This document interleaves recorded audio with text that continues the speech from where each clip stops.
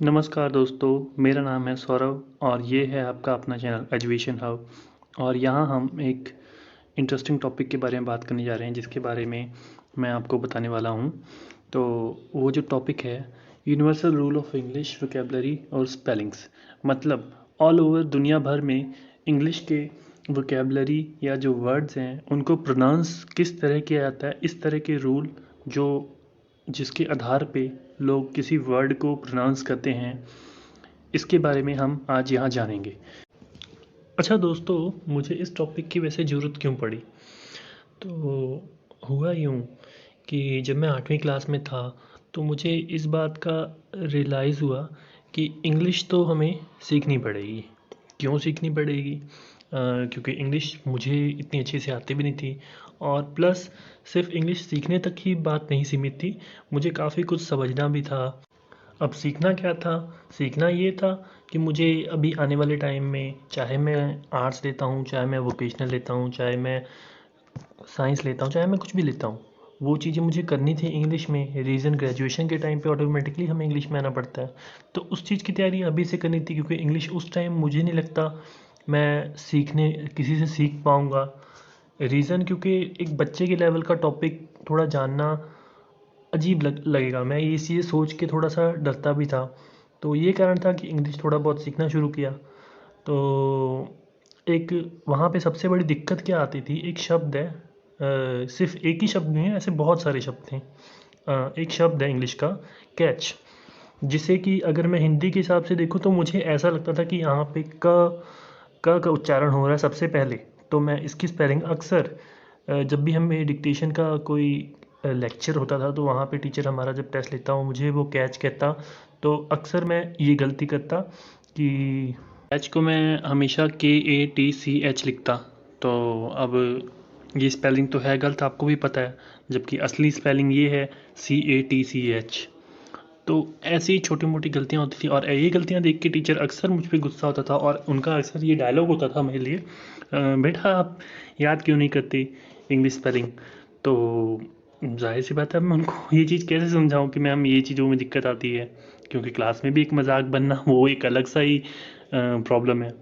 तो so friends, let's start a journey to learn something relevant with me and my channel with your love and support which will boost my motivation to make such content with more efforts. So चलिए शुरू करते हैं। तो दोस्तों, जो हमारा पहला spelling rule 1 है वो है I before E accept after सी और इट साउंड्स लाइक ए। ऐसे नहीं समझ आएगा, तो चलिए इसकी एक्सप्लेनेशन पढ़ें। सबसे पहला इस रूल का पोर्शन है जो है वो आई बिफोर ई। तो इनके कहने का मतलब ये है कि आई हमेशा ई से पहले आएगा, जैसा कि ये 3 सेंटेंसेस में कहा गया है। देखिए, would you like a piece of cake, यहाँ पे भी ई से पहले आई है। अगला सेंटेंस है Amit will believe anything. Okay, तो यहाँ पे भी बिलीव में ई से पहले आई आया है। अब अगले सेंटेंस में देखिए, they are planting new grass on the football field, यहाँ पे भी ई से पहले आई आया है। जनरली ऐसा आपको हर जगह देखने को मिलेगा कि ई से पहले आई का यूज़ हुआ है, एक्सेप्ट सम केसेस। अब वो केसेस क्या है? सबसे पहला केस है एक्सेप्ट आफ्टर सी। यहाँ पे पहला सेंटेंस पढ़िए, Ram received an A on his spelling test. अब यहाँ पे समझने की कोशिश कीजिए, देखिए क्या हुआ है। जब भी आई ई या ई आई का सी के बाद यूज़ करना है तो आप हमेशा ध्यान रखिएगा कि ई पहले आएगा। तो वही चीज़ यहाँ पे हुई है। जैसा एक बार मैं दोबारा ये सेंटेंस बोलता हूँ, Ram receive an A on his spelling test, तो यहाँ सी के बाद ई का यूज़ हुआ। वही चीज़ अगर आप ऊपर देखिएगा तो वहाँ पे हमेशा आई ई से पहले यूज़ होगा अदर चीज़ों में, लेकिन जहाँ सी की बारी आती है तो वो चीज़ आई आई जो है आगे आता है और ई हमारा पीछे हो जाता है, सी के बाद ई का यूज़ हो रहा है। तो यही चीज़ अब देखते हैं अगले सेंटेंस पे, Ravi spotted a spider on ceiling. यहाँ पे भी देखिए आई से पहले ई का यूज़ हुआ है और क्यों हुआ है? क्योंकि पीछे सी है। अब अगले सेंटेंस पे चलते हैं, I never expected such deceit from you, मैंने इस धोखे की तुमसे उम्मीद नहीं की थी। यहाँ पे भी ई पहले आया है, कारण क्यों? क्योंकि सी है। तो जैसा कि हमने ऊपर एक और एक्सेप्शन की बात की थी, सी और इट साउंड्स लाइक ए। इसके बारे में आप पढ़ते हैं, unless it sounds like A, our neighbours live in a big house. ये एक सेंटेंस है जिसमें हमने ई और आई के कॉम्बिनेशन को ए की तरह उच्चारण किया है। तो यही चीज़ अगले सेंटेंस में भी देखते हैं, how much does the dog वेग। तो यहाँ पे अगर आप ध्यान दीजिएगा तो आई ई की कॉम्बिनेशन को हम ए की तरह प्रोनाउंस कर रहे हैं।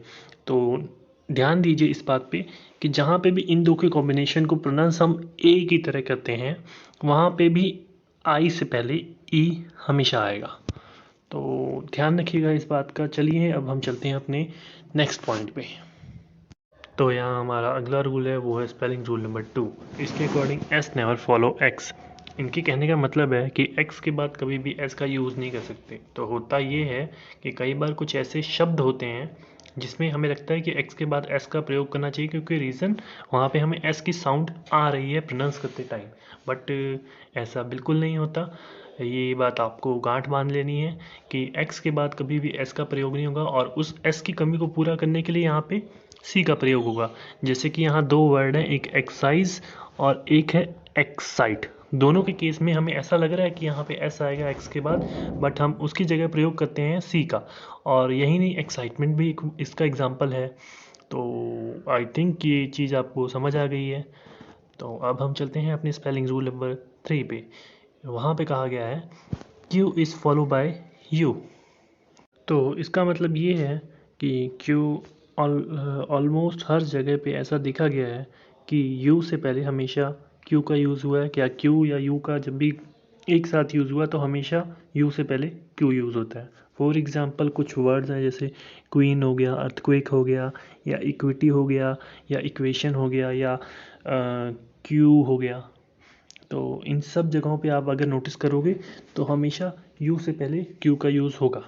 तो आई थिंक ये रूल अब आपको समझ आ गया। तो अब हम चलते हैं अपने नेक्स्ट रूल पे। चलिए दोस्तों, हम अब देखते हैं अपना स्पेलिंग रूल नंबर 4, जिसमें क्या कहा गया है कि सी मेक्स टू साउंड्स। अब ये टू साउंड्स कौन से हैं? टू साउंड्स आपको पता है, सी का हम जब भी कहीं यूज़ करेंगे तो वो दो तरह के साउंड निकालता है। पहला साउंड है क और दूसरा साउंड है स। अब यहाँ देखने वाली बात यह है कि आपको ज़्यादातर केसेस में सी क की तरह यूज़ होते हुए दिखेगा। फॉर एग्ज़ाम्पल कुछ कॉमन वर्ड्स हैं, कैट, क्लाउड और कॉटन, और भी जैसे कैटरपिलर, ऐसे बहुत से वर्ड हैं आपको, लेकिन ज़्यादातर केसेस में देखने को मिलेगा इसे क की तरह यूज़ किया जा रहा है। अब हमें देखना है कि कब इसे स की तरह यूज़ करना है। ये बहुत ध्यान से सुनिएगा दोस्तों, हमें 3 केसेस में इसे स की तरह यूज़ करना है।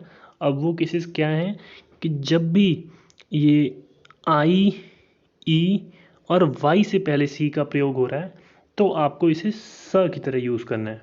फॉर एग्ज़ाम्पल आगे 3 शब्द बताए हैं, सेंचुरी, साइटेशन और ये साइक्लिकल, ऐसे और भी बहुत से वर्ड हैं। तो बेसिकली जो डिफरेंस यही है कि आपको सी स की तरह तभी प्रोनाउंस करना है जब आपको ई से पहले सी देखने को मिल जाए, आई से पहले सी को देखने को मिल जाए, या फिर वाई से पहले सी का देखना मिल जाए, तो आपको हमेशा इसे स की तरह प्रोनाउंस करना है।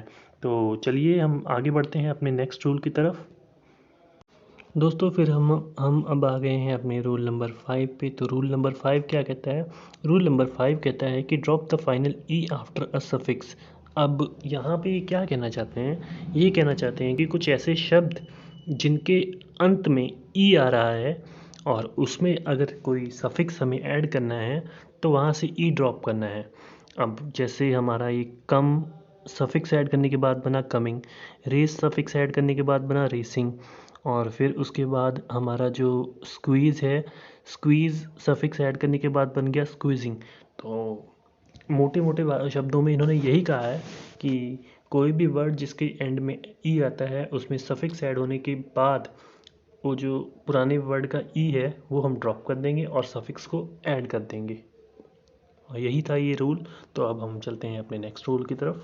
दोस्तों अब हम आ गए हैं अपने नवे रूल की तरफ। नवा रूल कहता है जो, वो क्या कहता है कि remove L from all as a prefix. तो अब यहाँ ये क्या कहना चाहते हैं, एक शब्द है हमारे पास, हम कई जगह पे यूज़ करते हैं, ऑल, ALL, ऑल का मतलब सभी।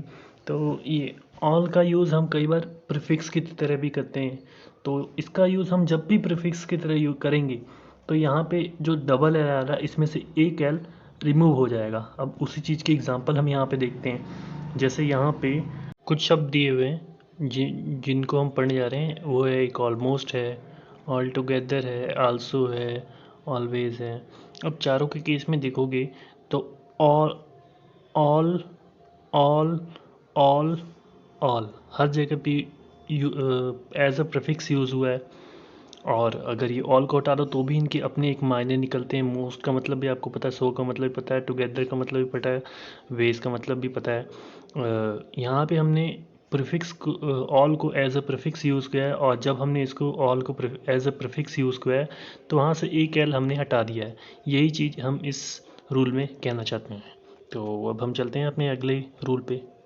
दोस्तों अब हम आ गए अपने रूल नंबर 6 पे। तो रूल नंबर 6 क्या कहता है? Words do not end with V and J. V and J, यहाँ पे इनके कहने का मतलब क्या है?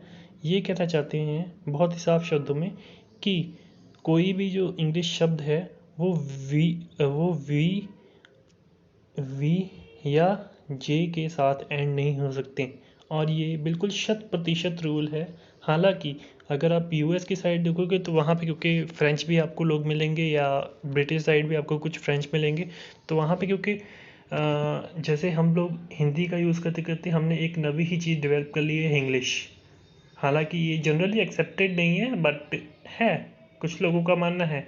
तो वैसे ही वहाँ पे फ्रेंच के लोगों ने कुछ इंग्लिश के साथ मिक्स करके कुछ वर्ड जैसे इम्प्रोव, मैगलव, इन चीज़ों को अगर आप इग्नोर करो तो आपको इंग्लिश लैंग्वेज में कभी भी कोई ऐसा शब्द नहीं मिलेगा जो वी या जे के साथ एंड होता है।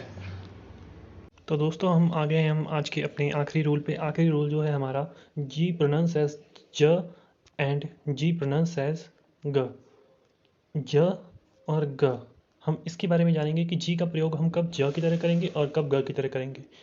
इसमें इसको समझने के लिए आइए हम इस चीज़ को पढ़ते हैं। जी प्रोनाउंस एज ज, when G comes before E I and Y except some cases.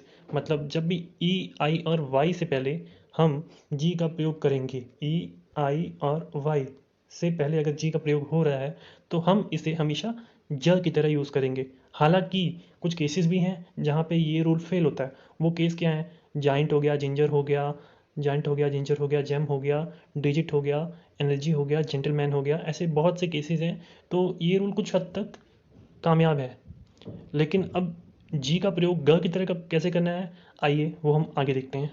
तो दोस्तों जी का प्रयोग हमने ग की तरह तब करना है जब को जी के बाद ई, आई या फिर वाई, इनके अलावा कोई भी लेटर यदि जी के बाद आता है तो उसका प्रयोग हमें ग की तरह करना है। अब इसके कुछ एग्जाम्पल देखते हैं। कुछ शब्द हैं जैसे gold, green, glass, gadget, gun, goal, gauge, glory, etcetera. But यही ख़त्म नहीं होता, इसके अलावा भी कुछ एक्सेप्शन है इस रूल के भी। यहाँ के जो एक्सेप्शंस हैं वो है बिगिन। यहाँ पे देखिए तो हमारा जो जी के बाद आई आ रहा है, और हंगर, हंगर के जी के बाद ये आ रहा है, gift, get, target, finger, etcetera. तो ये कुछ खास वर्ड्स हैं जिनका हमेशा ध्यान रखना है, वरना ज़्यादातर केसेस में हम ग का प्रयोग आई, ई या वाई की गैर मौजूदगी में किसी भी वर्ड के साथ हम कर सकते हैं। तो आई होप दोस्तों आपको ये वीडियो पसंद आया हो। यदि आपको ये वीडियो पसंद आया हो तो प्लीज़ शेयर, लाइक, सब्सक्राइब। और यदि आपको पसंद नहीं भी आया है तो प्लीज़ आप मुझे कमेंट करके बताइए आपको इस वीडियो में क्या कमी लगी, और इन फ्यूचर में आप किस तरह की वीडियो मुझसे उम्मीद करते हैं मुझे ज़रूर बताइए। मैं ज़रूर आपकी रिकमेंडेशन को मानूंगा। और इसी के साथ मैं अपनी इस वीडियो को ख़त्म करता हूँ। तब तक के लिए आप अपना ख्याल रखिए, और मैं जल्दी ही हाजिर होऊंगा अपनी एक नई वीडियो के साथ। Good bye.